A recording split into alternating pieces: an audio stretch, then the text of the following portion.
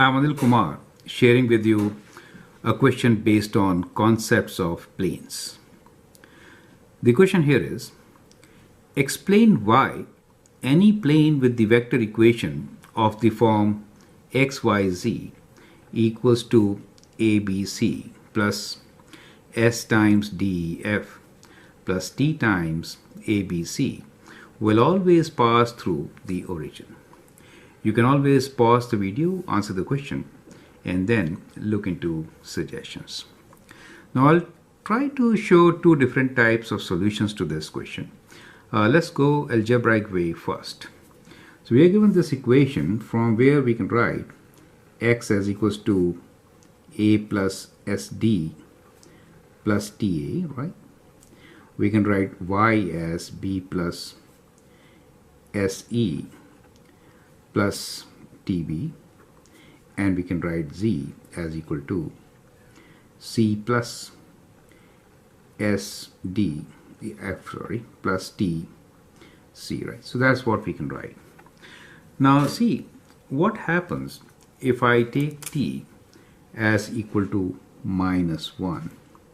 So if I take t equal to minus 1 and substitute in equation number, let's say the first equation, let's say this is my equation 1, this is equation 2, rather this is just one equation. I mean this is just one equation, but anyway, just for simplicity, let me call this as equation 1.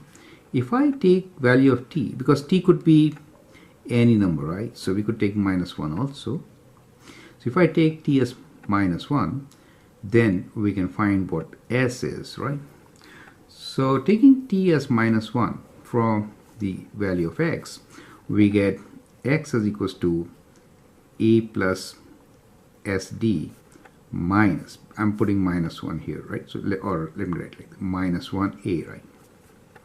So a minus 1 is 0, and let us say that x is 0, right? So because we want to know whether origin is in this plane or not, so we can take xy as 0, 0 and then find what z is. That is possible, right? So let's take x as 0. Okay, so if t is minus 1 and if x is equals to 0, in that case we can find what s is, right? So let me substitute s as 0.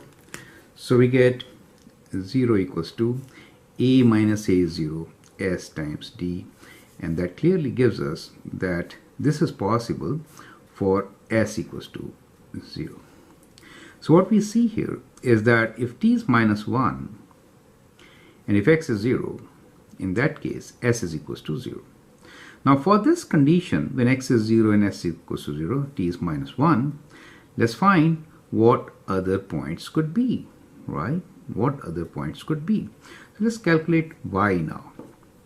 So we'll put y equals to b plus 0 times e plus minus 1 times b. So when you do this, b and minus 1 times b is 0, and 0 times anything is 0, so you get y equals to 0. And same thing when we do for z, we get c plus 0 times f plus minus 1 times c, and that gives you z equals to 0. So what we see here is that the point 0, 0, 0 or origin lies in this plane. So we can conclude that 0, 0, 0 is in the plane, right? So that is general solution. Therefore this plane will always have the origin in it, correct? So that's how we could show it algebraically. So we'll call this as algebraic solution.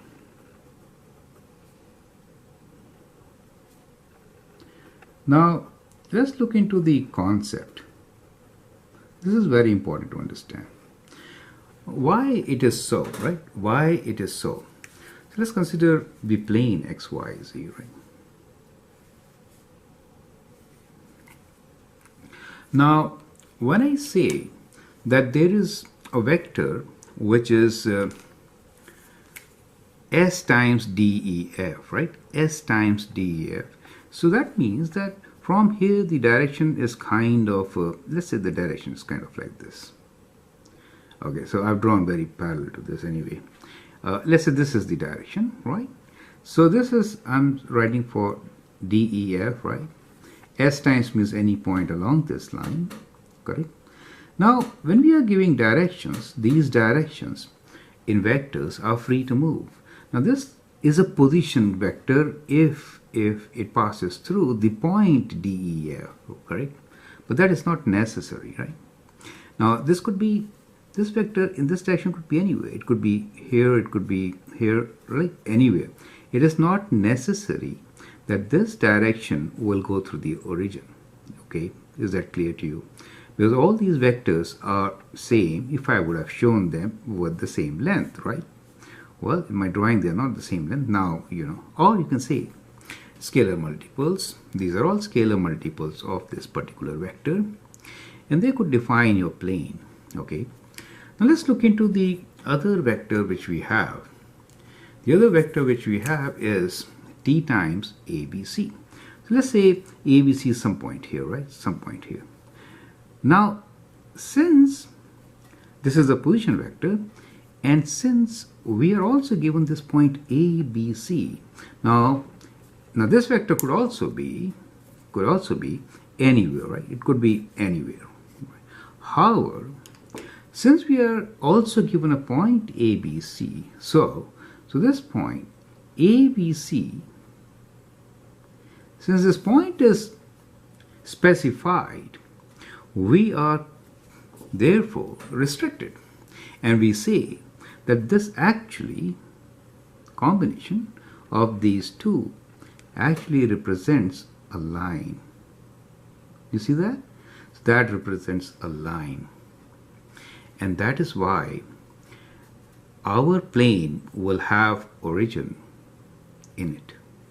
You get an idea, right? So depending on which other really is your vector, so what we'll have is kind of a plane which is kind of like this. Okay, now because we have specified this to be one of our points, we could say, well, we could say this as our vector. Okay, so this is a messy diagram here, but anyway, what I'm trying to show here, let me make a better one.